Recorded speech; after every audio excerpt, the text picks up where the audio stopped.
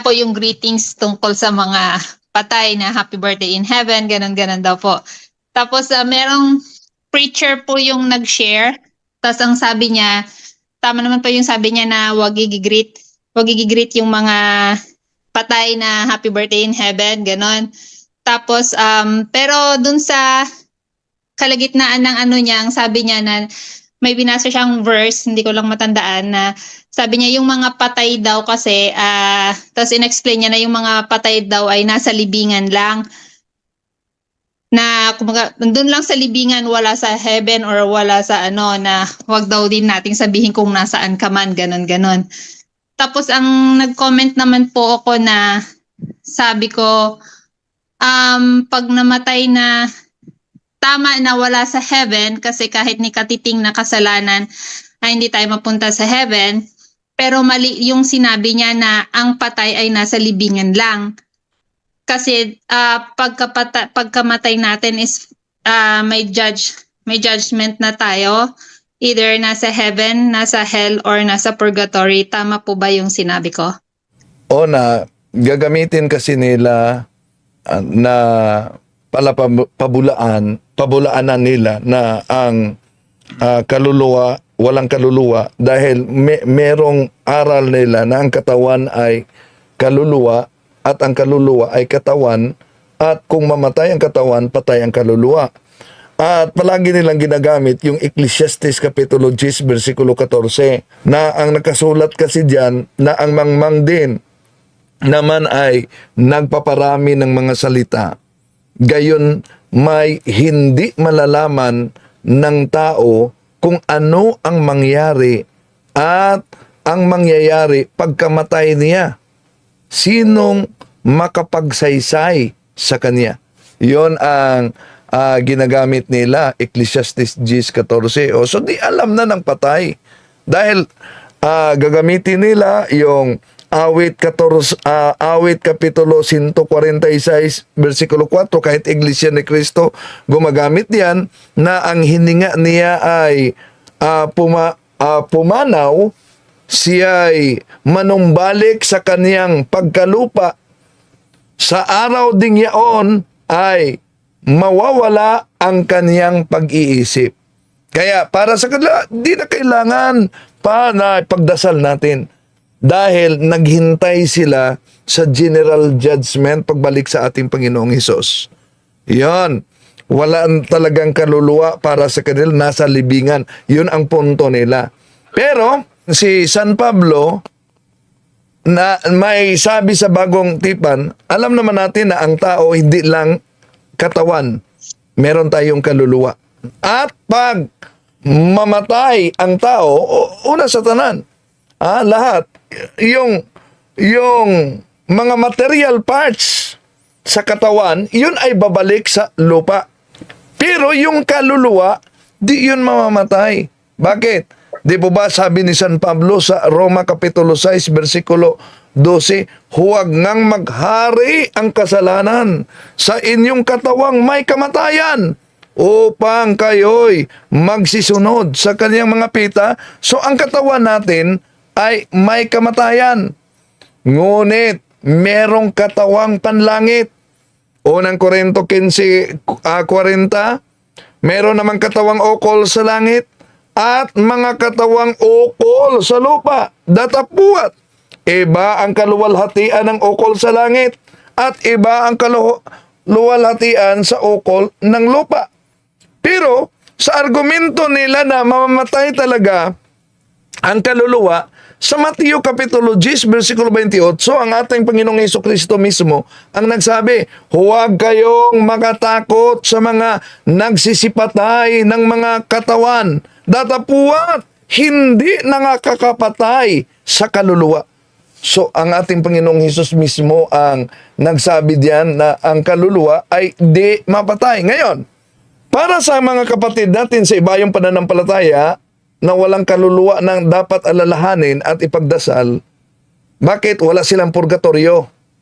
Para sa kanila, langit lang at impyerno, at ang lahat ng mga namatay ay natutulog sa ilalim ng lupa, walang kaluluwa. Pero mali, nabasa natin ang sabi ng ating Panginoong Hesukristo sa Mateo 10:28 na may di mamatay sa tao at yun ang kaluluwa. Tanong, pag mamatay ang katawan, hihiwalay ang kaluluwa natin. So saan patungo? Hebreo 9:27, pagkatapos sa kamatayan, haharap tayo sa hukuman. Anong sabi sa Bible?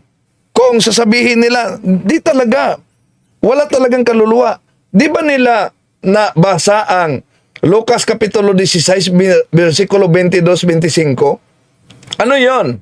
Di po ba may nangyaring yung namatay ang dukha na lalaki?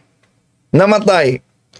Anong sabi ng ating Panginoong Hesus? Siya ba'y nandyan lang sa libingan? Hindi. Sabi ng ating Panginoong Hesus, Lucas Kapitulo 16:22, yung namatay ang lalaking dukha, siya'y dinala ng mga anghel sa piling ni Abraham.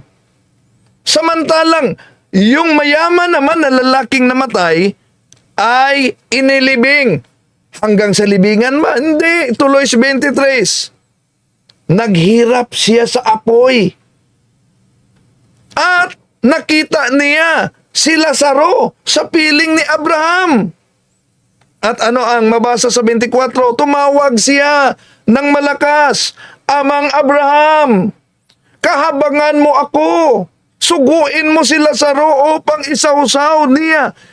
Kung ang argumento nila na ang kaluluwa ay katawan at ang katawan ay kaluluwa, pag mamamatay ito, patay din ang kaluluwa, nasa libingan lang. Ang tanong, sino yung sumigaw? Sino yung humingi ng tulong kay Abraham? Katawan ba yon? Kaya tayong mga Katoliko, ang ating aral, Revelation chapter 21 verse 27, walang sino mang makapasok sa langit na may kaunting kasalanan. Kaya yon napapasok ang tinatawag na purgatorio. Sabi ng ating Panginoon Jesucristo sa Marcos 9:49, bawat tao'y dadadalisayin sa pamamagitan ng apoy. Tanong, impyerno ba yon? Makapagdalisay ba ang apoy ng impyerno? Hindi. Malinaw yan sa unang Korinto 3:13 na bawat isa ay dadaan sa apoy. Kung masunog ito, mawala ito sa kanya. Ngunit siya'y maligtas sa apoy. So may kaligtasan pa. Pakibasa, bro, sa unang Korinto 3:13. Makikilala ang uri ng gawa ng bawat isa sa araw ng paghuhukom, sapagkat mahahayag sa pamamagitan ng apoy kung anong uri ang ginawa ng bawat isa. Kung ang itinayo sa ibabaw ng pundasyon ay hindi masunog, tatanggap ng gantimpala ang nagtayo noon. Ngunit kung masunog naman, mawawalan siya ng gantimpala. Gayunman, maliligtas siya, kaya lang ay para siyang nagdaan sa apoy. Yan. So, may kaligtasan pa, pero dumadaan siya sa apoy. Kaya yung katanungan mo, kapatid, na ano yung masasabi natin sa happy birthday in heaven, abay, parang kinanonize na natin yung namatay. Paano natin nalaman na nasa langit na yon? Dapat di natin i-canonize.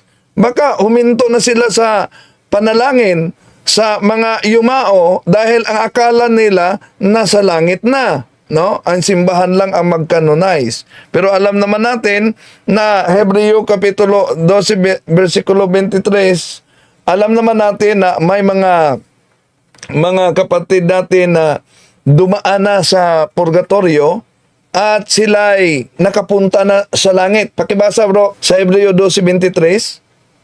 Dumalo kayo sa masayang pagtitipon ng mga itinuring na panganay.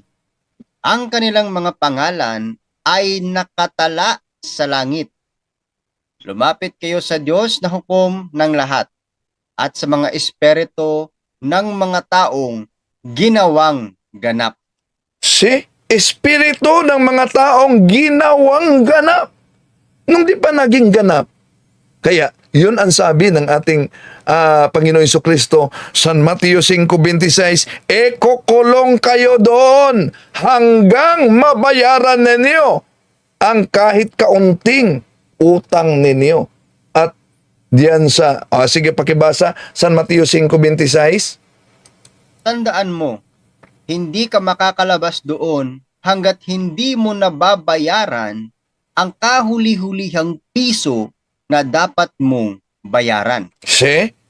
Ang tanong, kulungan lang ba ito sa mga makasalanan dito sa lupa? Kung tingnan natin sa unang Pedro, Kapitulo 13:19, malinaw na may mga kulungan ng Espiritu. At kung tingnan natin sa Spanish Bible, a los tales predico mucho tiempo el Espíritu por boca de Noé la fabricación del arca, el Padre se entiende el por cárcel, el purgatorio. Tanong, kung para sa kanila, hindi yan purgatorio, anong tawag sa kulungan ng mga espiritu? Yun po, kapatid. Thank you po, Brother Wendell.